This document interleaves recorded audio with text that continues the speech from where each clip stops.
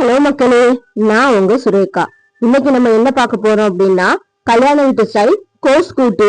கோஸ் பொரியல் வேற, கோஸ் கூட்டு வேற. இன்னைக்கு நம்ம இந்த பொரியல் கூட்டுக்கு நம்ம என்ன பண்ண போறோம் அப்படின்னா, ஒரு பாத்திரத்துல கொஞ்சோண்டு சிறுபருப்பு எடுத்து லேசா வறுத்துட்டு கொஞ்சம் அது முங்குற அளவுக்கு தண்ணி ஊற்றி நல்லா வேக வச்சிருக்கேன். நமக்கு எந்த அளவுல கோஸ் தேவையோ அந்த கோஸை எடுத்து நல்லா கழுவிட்டு கொஞ்சம் நீல வாக்குல பொடுசா நறுக்கி வச்சுக்கோங்க.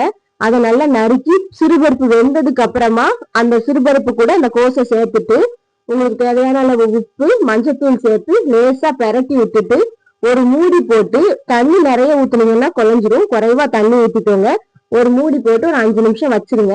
கேப்ல இந்த கூட்டுக்கு நம்ம தேங்காய் அரைக்க போறோம். அந்த தேங்காய்க்கு ஒரு பாதி பத்த தேங்காய், ஒரு ஸ்பூன் ஜீரகம், ஒரு பாதி பச்சை மிளகாய் நான் போட்டுக்கிறேன். அதோட சேர்த்து கொஞ்சோண்டு பூண்டு போடுறேன். அப்புறம் நீங்க சின்ன வெங்காயம் இருந்தா சின்ன வெங்காயம் போடலாம். என்கிட்ட சின்ன வெங்காயம் இல்லாததுனால நான் பெரிய வெங்காயமே நறுக்கி இதுல சேர்த்துட்டு தண்ணி ஊத்தாம கொரப்பா அரைச்சுக்கிறேன். ஆனா நல்லா அரைஞ்சிருக்கணும், மையா அரையக்கூடாது. தண்ணி ஊத்தாம கொரன்னு அரைச்சு எடுத்துட்டு வந்துடுறேன்.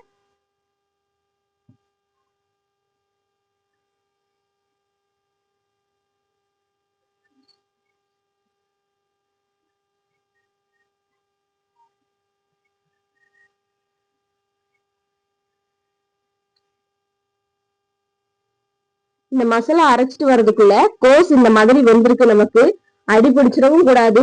நிறைய தண்ணி ஊத்திட்டீங்கன்னா ஒரு மாதிரி சதன ஆயிடும். தண்ணி குறைவா வச்சு இந்த மாதிரி இதெல்லாம் எடுத்துட்டீங்கன்னா சூப்பரா இருக்கும். இந்த மாதிரி பதம் வந்ததுக்கு நான் ஜூம் பண்ணி எடுத்துருக்கனால உங்களுக்கு டார்க் எல்லோ மாதிரி தெரியுது. லைட் எல்லோ கலர்ல தான் இருக்கும். இந்த பதத்துல தேங்காய், வெங்காயம், பச்சை மிளகாய், பூண்டு, ஜீரகம் எல்லாம் சேர்த்து அரைச்சது இருக்கணும். இதை போட்டு லேசா மிக்ஸ் பண்ணுங்க. மிக்ஸ் பண்ணிட்டு தேங்காய், ஜீரகம் அதோட பச்சை வாசனை போற வரைக்கும் வச்சா போதும். தண்ணியே ஊத்தாம வைங்க. கடைசியா கொஞ்சோண்டு தேங்காய் எண்ணெய் ஊத்திக்கோங்க. தேங்காய் எண்ணெய் கொஞ்சமா ஊத்திக்கோங்க. தேங்காய் எண்ணெய் ஊத்தினதும் அடுப்புல இருந்து அந்த கோஸ் பொரியல இறக்கிட்டு ஒரு சட்டியில கொஞ்சோண்டு எண்ணெய் ஊத்திக்கோங்க. எண்ணெய் நல்லா காஞ்சதுக்கு அப்புறமா கடுகு, உளுந்தம்பருப்பு, நான் தாளிப்பு வடகம் போட்டிருக்கேன். உங்ககிட்ட இது வடகம், தாளிப்பு வடகம் இல்ல, வடகம் போட்டிருக்கேன். உங்ககிட்ட வடகம் இருந்தா நீங்க போடலாம். வடகம் இல்லாத பட்சத்துக்கு நீங்க வெறுமனா கடுகு, உளுந்தம்பருப்பு, கருவேப்பிலை மட்டும் போட்டு தாளிச்சா போதும்.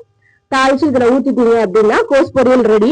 சிலர் ஃபர்ஸ்டே தாளிச்சு வைப்பாங்க. ஆனா இந்த கோஸ் பொரியலுக்கு நீங்க கடைசியா தாளிச்சீங்கன்னா தான் டேஸ்ட் நல்லா இருக்கும். கடைசியா தாளிக்கும் போது அந்த கடுகு, உளுந்தம்பருப்போட அந்த கிரன்ச்சினஸ் போகாம அப்படியே இருக்கும். இப்ப இதை நல்லா மிக்ஸ் பண்ணி நீங்க எடுத்து வச்சிட்டீங்க அப்படின்னா எந்த ஒரு சாப்பாடுக்குனாலும் நீங்க சைடிஷ்க்கு வச்சுக்க நல்லா இருக்கும். சாம்பாருக்கு வச்சுக்கிட்டாலும் நல்லா இருக்கும். மீன் குழம்பு, கருவாட்டு குழம்பு, இல்ல நீங்க புளிக்குழம்பு வச்சு சாப்பிடுறீங்கன்னா கூட இது நல்லா இருக்கும். தேங்க்யூ மக்களே. இதே மாதிரி மோர் வீடியோஸ் பாக்குறதுக்கு நம்மளோட சேனலை சப்ஸ்கிரைப் பண்ணுங்க, லைக் பண்ணுங்க, கமெண்ட் பண்ணுங்க, ஷேர் பண்ணுங்க. மறக்காம பெல் பட்டனை கிளிக் பண்ணிடுங்க.